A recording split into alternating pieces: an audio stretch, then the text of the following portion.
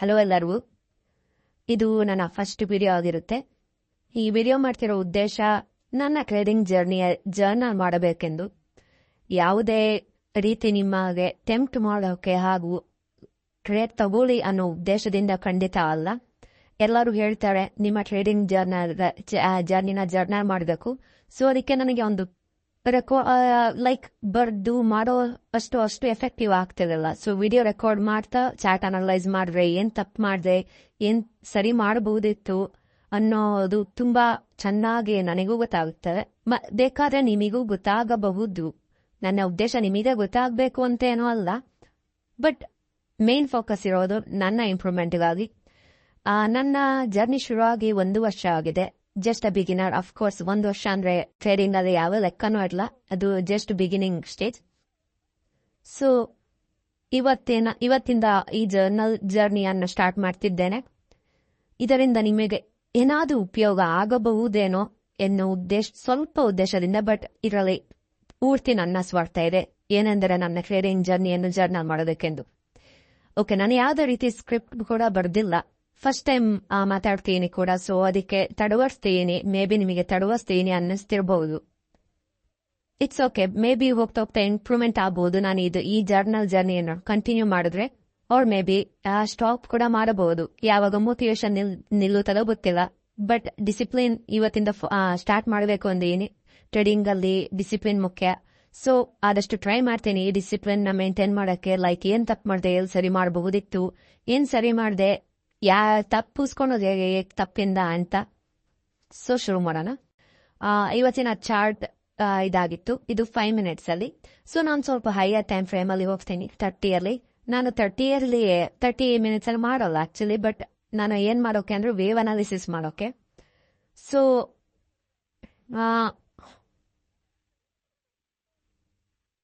Okay,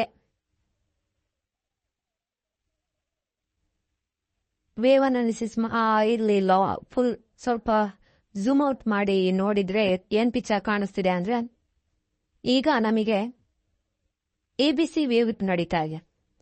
so ಅಲ್ಲಿ Eliot view theory ನಿಮಗೆ ಗೊತ್ತಿರಬಹುದು. Wave analysis ಕೂಡ ಅಂತೇವೆ ಇದಕ್ಕೆ. ಸೊ ಇದು ಇದು ಫಿಬೊನಾಚಿ. ಅದು ಓಕೆ, ಇಲ್ಲಿದೆ. ಇದು ಇಂಪಲ್ಸ್ ವೇವ್ ಆಗಿರುತ್ತೆ. ಫಸ್ಟ್ ವೇವ್, ಇದು ಸೆಕೆಂಡ್ ವೇವ್, ಅಂಡ್ ಇದು ಥರ್ಡ್ ವೇವ್ ಅಂತ ತಗೊಳ್ಬಹುದು, ಕನ್ಸಿಡರ್ ಮಾಡಬಹುದು. ಇದು 4th ವೇವ್ ಅಂಡ್ ಇದು 5th ವೇವ್. ಓಕೆ, ಸೊ ಇದು ಇಂಪಲ್ಸಿವ್ ವೇವ್ ಆಯ್ತು. ಇಲ್ಲಿ Tuesday July 26 Tuesday July 27 July ಅಂದು ಇಲ್ಲಿಂದ ಕರೆಕ್ಷನ್ ವೇವ್ ಶುರುವಾಗಿದೆ. ಸೊ ಇದನ್ನ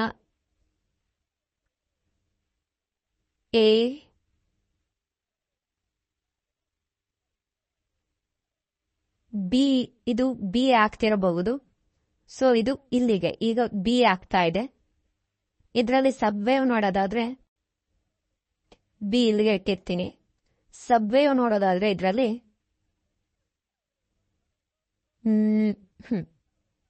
ಇದ್ರಲ್ಲೇ ಎ ಇಂದ ಇಲ್ಲಿ ಹೋಗಿದೆ, ಮತ್ತೆ ಬಿ ಇಲ್ಲಿಗಾಗಿದೆ. ಸೊ ಈಗ ಸಿ ರನ್ನಿಂಗ್ ಆಗ್ತಾ ಇದೆ ಸಬ್ವೇವ್ ಅಲ್ಲಿ.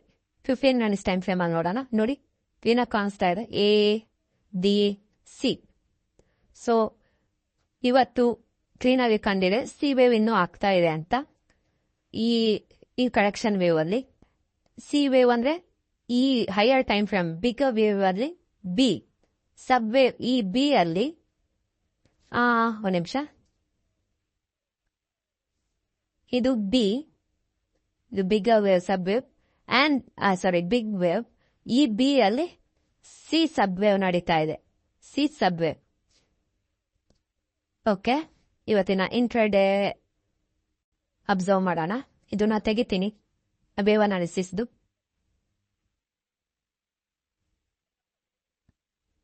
ಯಾಕೆ ಹೋಗ್ತಿರಲ್ಲ. ಓಕೆ, ಇಲ್ಲಿ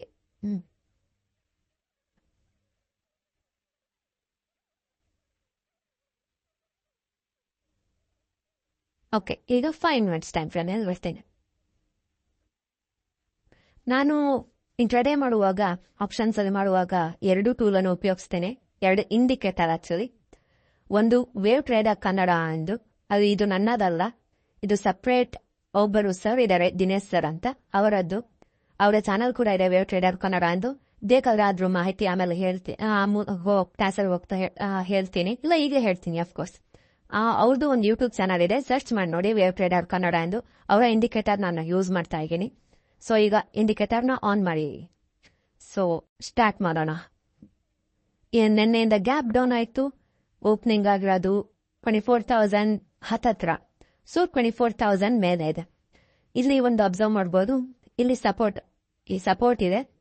ನನ್ನ ಐಡಿಯಾ ಏನಿತ್ತು ಅಂದ್ರೆ, ಮೇ ಬಿ ಇಲ್ಲಿ ಓಪನ್ ಆಗಿದೆ, ಏನಾದ್ರು ಇಲ್ಲಿ ಬಂದು ಇಲ್ಲಿ ರಿಯಾಕ್ಟ್ ಆದ್ರೆ ಈ ಜಾಗದಲ್ಲಿ ತೋರಿಸ್ತೀನಿ.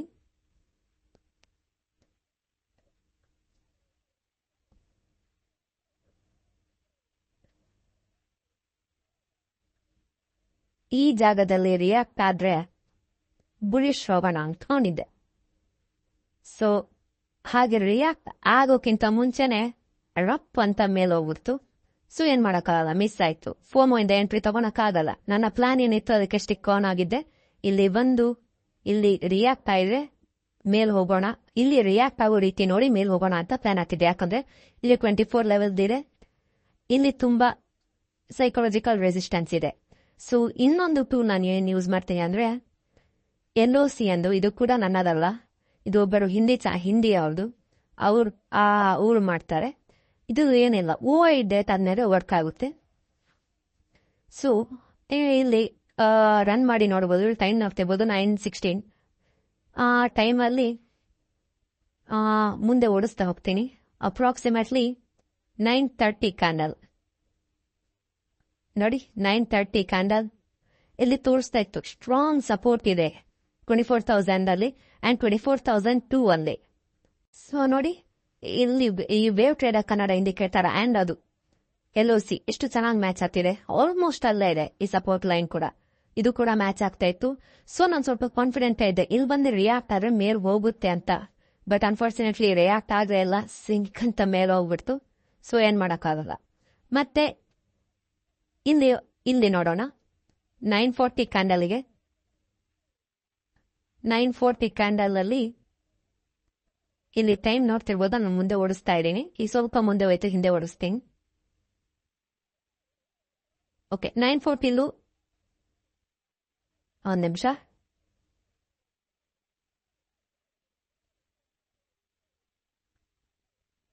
ಇವ್ರದ್ದು ಅಡ್ವಾನ್ಸ್ ಟೂಲ್ ಕೂಡ ಇದೆ LOC ಅವ್ರದ್ದು, ಬಟ್ ನನಗೆ ಆ ಅಡ್ವಾನ್ಸ್ ಅಲ್ಲಿ ತುಂಬಾ ಕನ್ಫ್ಯೂಸ್ ಆಗ್ತಿತ್ತು. ಸೊ ಬೇಸಿಕ್ ಯೂಸ್ ಮಾಡ್ತಾ ಇದ್ದೀನಿ. ನನಗೆ ಇಲ್ಲಿ ಮತ್ತೆ ಅದೇ ಸಪೋರ್ಟ್ ತೋರಿಸ್ತಾ ಇತ್ತು, ಪರ್ಫೆಕ್ಟ್ ಆಗಿತ್ತು, ಹೋಗ್ಬೋದಿತ್ತು. ಅಂಡ್ ಇಲ್ಲಿ ಕೂಡ ಅಷ್ಟೇ, ಇಲ್ಲಿ ಇದು ರೆಸಿಸ್ಟೆನ್ಸ್ ಆಗಿ ಅಷ್ಟು ಆಕ್ಟ್ ಆಗ್ತಿರ್ಲಿಲ್ಲ. ನನ್ನ ಕೂಡ ಏನಂತ ಇತ್ತು, ಇದನ್ನ ಮೀರಿ ಹೋಗುತ್ತೆ ಅನ್ನೋ ಐಡಿಯಾನೂ ಇತ್ತು ಈ ಟೈಮಲ್ಲಿ. ಇಲ್ಲಿ ಕೂಡ ತೋರಿಸ್ತಾ ಇತ್ತು ಇದು ರೆಸಿಸ್ಟೆನ್ಸ್ ಅಲ್ಲ, ಮೇಲೆ ಹೋಗ್ಬೋದು. ಈ 9:40 ಸಮಯದಲ್ಲಿ ರೆಸಿಸ್ಟೆನ್ಸ್ ಯಾವುದು? 24,047. 24,047 ಎಲ್ಲಿದೆ ಅಂದ್ರೆ 24:47. ಸೊ ಹತ್ರ ಇಲ್ಲೇ ಇದೆ. ಬಟ್ ನನಗೆ ಸ್ವಲ್ಪ ಐಡಿಯಾ ಇತ್ತು, ಈ 24 ಸೈಕಾಲಜಿಕಲ್ ಸಪೋರ್ಟ್ ಆಗುತ್ತೆ, ಇಲ್ಲಿಂದ ಮೇಲೆ ತುಂಬಾ ಹೋಗುತ್ತೆ ಅಂತ. ಅಂಡ್ ಸಿ ವೇವ್ ಕೂಡ ನಡೀತಾ ಇತ್ತು. ನಾವು ವೇವ್ ಅನಾಲಿಸಿಸ್ ನೋಡಿದಾಗ ಸಿ ವೇವ್ ಇಲ್ಲಿ ಕಂಪ್ಲೀಟ್ ಆಗಿರಲ್ಲ. ಇದು ಕಂಪ್ಲೀಟ್ ಆಗಿ ಬಿದೋಗಿದ್ರೆ ಡೌನ್ವರ್ಡ್ ಹೋಗ್ಬೋದಿತ್ತು ಅನ್ಕೊಂಬೋದಿತ್ತು. ಬಟ್ ಇಲ್ಲಿ ಏನಾಯ್ತು, ಇಲ್ಲಿ ಒಂದೇ ಕ್ಯಾಂಡಲ್ ರಿಯಾಕ್ಟ್ ಆಯ್ತು, ಇನ್ನೊಂದು ಕ್ಯಾಂಡಲ್ ರಿಯಾಕ್ಟ್ ಇದೆ, ಪಕ್ಕ ತಗೊಂತಿದ್ದೆ ಇಲ್ಲಿ ಅಪ್ ಸೈಡಿಗೆ, ಅಪ್ರಾಕ್ಸಿಮೇಟ್ಲಿ ಇಲ್ಲಿ ತಗೊಂತಿದ್ದೆ. ಯಾಕೆ ಅಂದ್ರೆ ಇಲ್ಲಿ ಮಂತ್ಲಿ ಲೆವೆಲ್ಸ್ ಇದೆ, ಇಲ್ಲಿಂದ ರಿಯಾಕ್ಟ್ ಆಗಿ ಇಲ್ಲೇನಾದ್ರು ಇದು ಮಂತ್ಲಿ ಲೆವೆಲ್ಸ್ ಫೇಕ್ ಬ್ರೇಕ್ಔಟ್ ಆಗಿ ಬರ್ಬೋದು, ಇಲ್ಲಿ ತನಕ ರೀಚ್ ಆಗ್ಬೋದು ಅಂತ ಐಡಿಯಾ ಇತ್ತು. ಬಟ್ SR ರೂಲ್ಸ್ ಪ್ರಕಾರ ಇಲ್ಲಿ ತಗೊಳಂಗಿಲ್ಲ. ಇಲ್ಲಿಂದ ಇಲ್ಲಿ ನೀವು ಲಾಂಗ್ ತಗೊಳೋದಾದ್ರೆ ಸ್ಕ್ಯಾಲ್ಪಿಂಗ್ ಬೇಕಾದ್ರೆ ಮಾಡ್ಬೋದು ಈ ಜಾಗದಲ್ಲಿ. ಬಟ್ ನಾನು ತಗೊಳಂಗಿಲ್ಲ. ಬಟ್ ತಗೊಳೋಣ ಅಂತ ಪ್ಲಾನ್ ಹಾಕಿದ್ದೆ. ಬಟ್ ಮತ್ತೆ ಅಗೇನ್ ಮಿಸ್ ಆಯ್ತು ಈ ಚಾನ್ಸ್ ಕೂಡ. ಇಲ್ಲಿ ಹೋಗಿ ಡೈರೆಕ್ಟ್ ಇಲ್ಲಿ ಹೋಯ್ತು. ಸೊ ಇಲ್ಲಿ 10:30. ಈಗ ನಾನು ಏನ್ ತಪ್ಪು ಮಾಡಿದೆ ಅಂದ್ರೆ,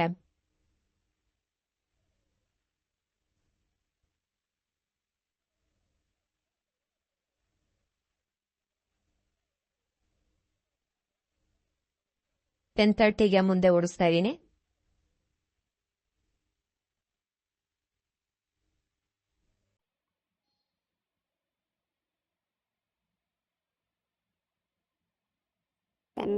ಕ್ಯಾಂಡಲ್.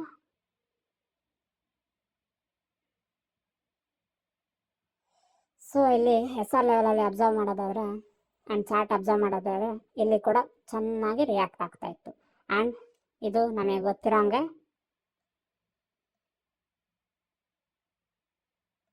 ಇಲ್ಲಿ ಮಂತ್ಲಿ ಲೆವೆಲ್ಸ್ ಇದೆ, ಇಲ್ಲಿ ವೀಕ್ಲಿ ಲೆವೆಲ್ಸ್ ಇದೆ. ಅಫ್ಕೋರ್ಸ್ ಇಷ್ಟು ಒಂದು ಝೋನ್ ಆಗುತ್ತೆ. ಇಲ್ಲಿ ಡೈಲಿ ಲೆವೆಲ್ಸ್ ಇದೆ, ಡೈಲಿ ಲೆವೆಲ್ ಇದೆ. ಸೊ ಇಷ್ಟು ಒಂದು ಝೋನ್ ಆಗುತ್ತೆ. ಇಲ್ಲಿ 100% ಅಫ್ಕೋರ್ಸ್ ಎಲ್ಲೂ ಹೇಳೋಕ್ಕಾಗಲ್ಲ, ಬಟ್ ಇಲ್ಲಿ ರಿಯಾಕ್ಟ್ ಆಗಬಹುದೆಂದು ಐಡಿಯಾ ಇತ್ತು. ಇಲ್ಲಿ ರಿಯಾಕ್ಟ್ ಆಯಿತು. ನಾನು ಏನು ಮಾಡಿದೆ, ಇಲ್ಲಿ ರಿಯಾಕ್ಟ್ ಆಯಿತು, ಇಲ್ಲೂ ಒಂದು ಸ್ವಲ್ಪ ತಗೊಬಹುದೇನೋ ಅಂತ ಚಾನ್ಸ್ ನೋಡ್ತಾ ಇದ್ದೆ. ಬಟ್ ಇಲ್ಲಿ LOCಯಲ್ಲಿ ಕನ್ಫರ್ಮೇಷನ್ 100% ತೋರಿಸ್ತಾ ಇತ್ತು, ಹೋಗಬೇಡ ಗುರು. ಇಲ್ಲಿ ನೋಡಿ, ಇಲ್ಲಿ ರೆಸಿಸ್ಟೆನ್ಸ್ ಇನ್ನೂ ಮೇಲಿದೆ, ತುಂಬ ಸಪೋರ್ಟ್ ತುಂಬ ಸ್ಟ್ರಾಂಗ್ ಆಗಿದೆ. And COI change in OI ಡಾಟಾನ ನೋಡ್ಬೋದು. ಇಲ್ಲಿ 15,000 ಇದೆ, ಇಲ್ಲಿ ಬರೀ 6,000 ಇದೆ. ಬೆಳಗ್ಗೆಯಿಂದ ಆಲ್ಮೋಸ್ಟ್ ಹೀಗೆ ಓಡಾಡ್ತಿದೆ, 15,600, 16,600, 16,500 ಓಡಾಡ್ತಾ ಇದೆ. ತುಂಬ ಬುಲಿಶ್ ಇದೆ ಇವತ್ತು ಅಂತ ಹೇಳ್ತಾ ಇತ್ತು. ಇಲ್ಲಿ SR ರೂಲ್ಸ್ ಪ್ರಕಾರನೂ ಇಲ್ಲಿ ಡೈರೆಕ್ಟ್ ಬುಲಿಶ್ ಹೋಗಂಗಿಲ್ಲ, ಯಾಕಂದ್ರೆ ವೀಕ್ಲಿ ಲೆವೆಲ್ಸ್ ಇದೆ, ಇಲ್ಲಿ ಡೈಲಿ ಲೆವೆಲ್ಸ್ ಇದೆ. ಆ್ಯಂಡ್ ಇಲ್ಲಿ ಡೌನ್ ವರ್ಡ್ಸ್ ಹೋಗುತ್ತೆ ಅಂದ್ರೆ ಇಲ್ಲೂ ತಗೊಳಂಗಿಲ್ಲ, ಯಾಕಂದ್ರೆ ಇಲ್ಲಿ ಮಂತ್ಲಿ ಲೆವೆಲ್ಸ್ ಇದೆ.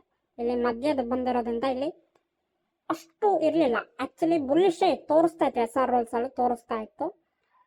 ಬಟ್ ಏನು ಮಾಡಿದೆ, ಇಲ್ಲಿ ಎಂಟ್ರಿ ತಗೊಂಡೆ, ಇಲ್ಲಿ ಬಂತು, ಸ್ವಲ್ಪ ಪ್ರಾಫಿಟ್ ತೋರಿಸ್ತು ಅಫ್ಕೋರ್ಸ್, ಬಟ್ ವಾಪಸ್ ಹೋಯ್ತು.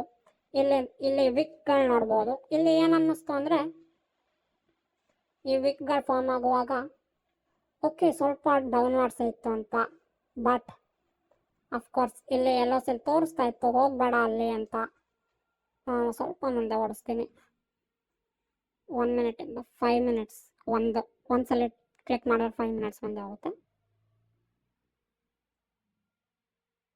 ಸೊ 10:55 ನೋಡಿ ತೋರಿಸ್ತಾನೆ ಇತ್ತು, ಮೇಲಿದೆ ರೆಸಿಸ್ಟೆನ್ಸ್ 145ಗೆ 3 ರೆಸಿಸ್ಟೆನ್ಸ್ ಫಾರ್ಮ್ ಆಗಿಲ್ಲ.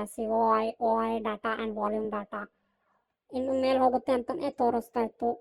ನಾನು ದುಡ್ಕಿ SR ರೂಲ್ಸ್ನ ಮೀರಿ SR ರೂಲ್ಸ್ನ ಬ್ರೇಕ್ ಮಾಡಿ ಇಲ್ಲಿ ತೊಗೊಂಡ್ಬಿಟ್ಟೆ. ಅಫ್ಕೋರ್ಸ್ ಇಲ್ಲಿ ಪ್ರಾಫಿಟ್ ತೋರಿಸಿ ಇಲ್ಲಿ ಎಲ್ಲರನ್ನೂ ಟ್ರ್ಯಾಪ್ ಮಾಡ್ತೀವಿ, ಸೆಲ್ಲರ್ಸ್ನ ಇಲ್ಲಿ ಎಲ್ಲರನ್ನೂ ಟ್ರ್ಯಾಪ್ ಮಾಡಿ ಇದೊಂದೇ ಕ್ಯಾಂಡಲ್ ಎಲ್ಲ ಸ್ಟಾಪ್ ಲಾಸ್ ಹಿಟ್ ಮಾಡ್ತು. ಇದೊಂದು ಕ್ಯಾಂಡಲ್, ಇದೊಂದು ಕ್ಯಾಂಡಲ್. ಸೊ ಇದು ಸಡನ್ ಸ್ಪೈಕ್ ಕೊಟ್ಟಿದ್ರಿಂದ ನಾನು ಸ್ವಲ್ಪ ಜಾಸ್ತಿನೇ ಲಾಸ್ ಆಯಿತು. ನಂದು ಏನು ರೂಲ್ಸ್ ಅಂದರೆ, ನಾನು ಸೆಲ್ಲಿಂಗ್ ಏನು ಮಾಡ್ತೀನಿ, ನಿಮಗೆ ಗೊತ್ತಿರ್ಬೋದು, ಕಾಲ್ ಪುಟ್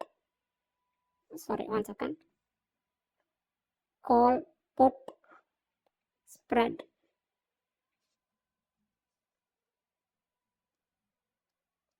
ಕಾಲ್ ಪುಟ್ ಸ್ಪ್ರೆಡ್ ಅಂದರೆ ಮೇಲೆ ಹೋಗುತ್ತೆ.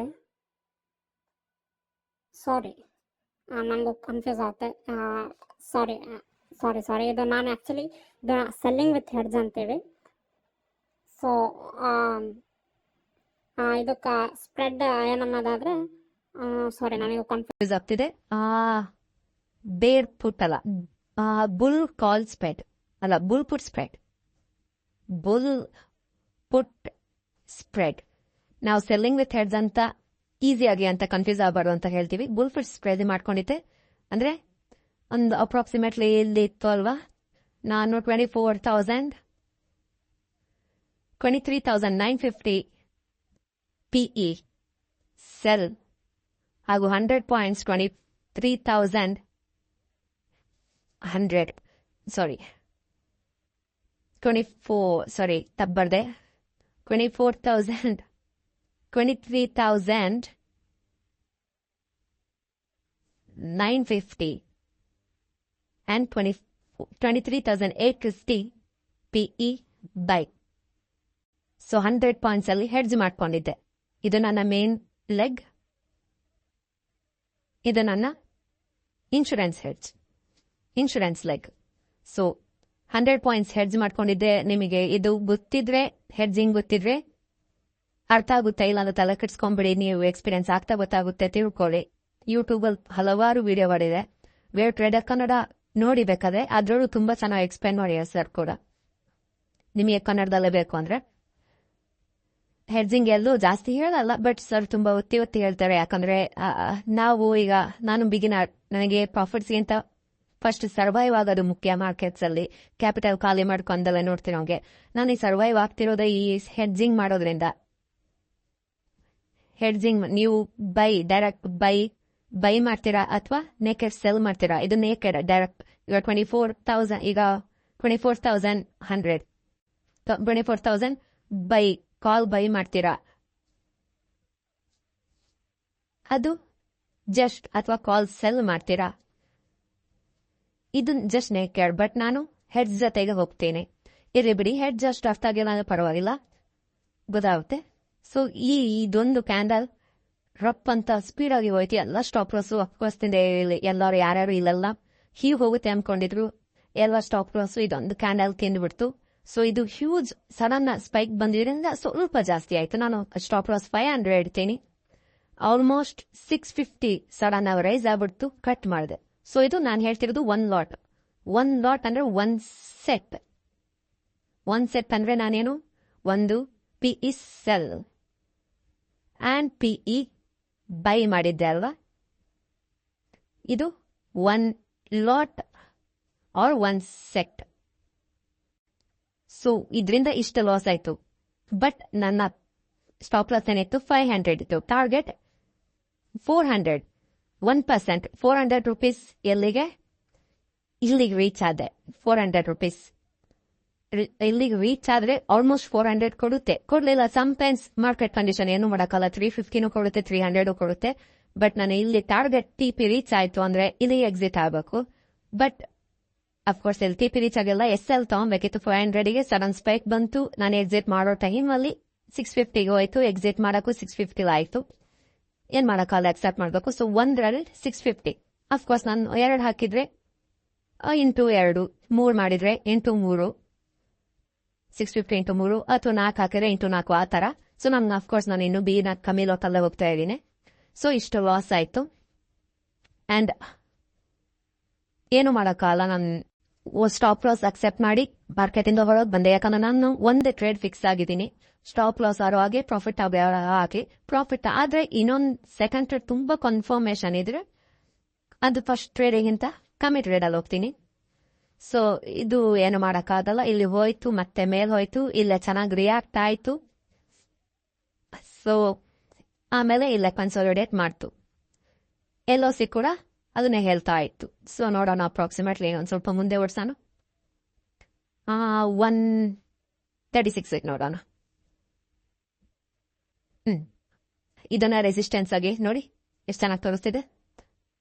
ನೋಡಿ ಇಲ್ಲಿ 24227 ನೋಡಿ, 24, 221, 22 ಅಷ್ಟೇ, ಅದೇ ರೇಂಜ್ ಅಲ್ಲಿ. ಇದು ಚೇಂಜ್ ಆಗ್ತಾ ಇರುತ್ತೆ ಅಫ್ಕೋರ್ಸ್. 227, 231 ಆ ತರ ಎಲ್ಲ ಹೋಗ್ತಾ ಇರುತ್ತೆ. ಇದು ಇದ್ರಲ್ಲಿ ಚೇಂಜ್ ಆಗ್ತಾ ಇರುತ್ತೆ, ಬಟ್ ಆಲ್ಮೋಸ್ಟ್ ಮ್ಯಾಚ್ ಆಗ್ತಾ ಇರುತ್ತೆ ಈ levels, SR level and LOC level. Of course ಇದು OI ಡೇಟಾ, ವಾಲ್ಯೂಮ್ ಡೇಟಾ ಎಲ್ಲ ಇದ್ರ ಮೇಲೆ ಅದು ಇದು support and resistance. But of course ಎರಡು ಮ್ಯಾಚ್ ಆಗ್ತಿದೆ. ತುಂಬಾ ಎಫೆಕ್ಟಿವ್ ಆಗಿ ಟ್ರೇಡಿಂಗ್ ಮಾಡುವುದು. ನನ್ನ ಲಾಸ್ ತಗೊಂಡು ಸುಮ್ಮನಾದೆ, ಮಾರ್ಕೆಟ್ ನೋಡ್ತಾ ಇದ್ದೆ. ಇಲ್ಲಿ ಕನ್ಸಾಲಿಡೇಟ್ ಮಾಡಿ ಇಲ್ಲಿಗೆ ಡೇ ಎಂಡ್ ಆಯ್ತು. ಸೊ ಇದು ಇವತ್ತಿನ ನನ್ನ ಡೇ ಅಂಡ್ ದ ಲಾಸ್ ಅಲ್ಲಿ ಕ್ಲೋಸ್ ಮಾಡಿದೆ. ಸೊ ನನ್ನ ನಾಳೆಗೆ ಮಾರ್ಕೆಟ್ ವ್ಯೂ ಅಂದ್ರೆ, ಸೊ ನೋಡಿ, ಪ್ರೀ ಮಾರ್ಕೆಟ್ ಮಾಡೋದು ಯಾರು ಬೇಕಾದ್ರು ಮಾಡ್ತಾರೆ. ಯಾಕಂದ್ರೆ ಇದು ಈಸಿ. ನಾಳೆ ಹಿಂಗ ಹೋಗ್ಬೋದು, ನಾಳೆ ಯಾರು ಬೇಕಾದ್ರು ಹೇಳ್ಬೋದು. ಸುಮ್ನೆ ಹಿಂಗ ಹೋಗ್ಬೋದು ಅಥವಾ ಹಿಂಗ ಹೋಗ್ಬೋದು. ಎಕ್ಸ್ಪೀರಿಯನ್ಸ್ ಪರ್ಸನ್ ಕೂಡ 100% ಹಿಂಗೆ ಹೋಗುತ್ತೆ ಅಂತಾರೆ. ಬಟ್ ಅದಾಗಲ್ಲ. ಮಾರ್ಕೆಟ್ ದೊಡ್ಡದು, ಈಗ ಅಷ್ಟೇ ಎಕ್ಸ್ಪೀರಿಯನ್ಸ್ ಇದ್ರು ಅದು ಹಿಂಗ್ ಹೋಗ್ಬೋದು. ಅಷ್ಟೊತ್ತಿಗೆ ನಮ್ SL ಹಿಡಿತದ, ಹಿಂಗೋಗಿ ಏನಾದ್ರೂ ಆಗ್ಬೋದು. ಬಟ್ ಸ್ವಲ್ಪ ಐಡಿಯಾ ವೇವ್ ಅನಾಲಿಸಿಸ್ ಪ್ರಕಾರ ಮಾಡೋದಾದ್ರೆ ಹೇಳಕ್ಕಾಗಲ್ಲ. ಬಟ್ ನಾಳೆ ಏನ್ ರಿಯಾಕ್ಟ್ ಆಗುತ್ತೆ ಅದ್ರ ಮೇಲೆ ಮಾಡ್ಬೇಕು. ಇದು ಸೊ ಇದು ಪೆನ್ ಅಲ್ಲೇ ಒಂದ್ ನಿಮಿಷ.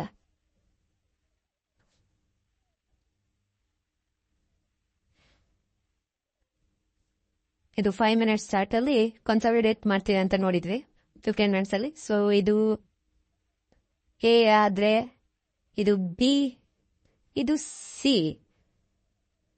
ಮೇ ಬಿ ಇನ್ನೂ ಸಿ ಹೋಗ್ಬಹುದು ಮೇಲೆ, ನೋಡೋಣ. ನಾನು RSI ಇಂಡಿಕೇಟರ್ ಕೂಡ ನೋಡ್ತೀನಿ ಡೈವರ್ಜೆನ್ಸಿಗೆ, ಅದು ಇನ್ನೊಂದು ದಿವಸ ತೋರಿಸ್ತೀನಿ. ಸೊ ಇಲ್ಲಿ ABC ಎಕ್ಸ್ಟೆಂಡೆಡ್ ಫಿಬೊನಾಚಿ ನೋಡೋದಾದ್ರೆ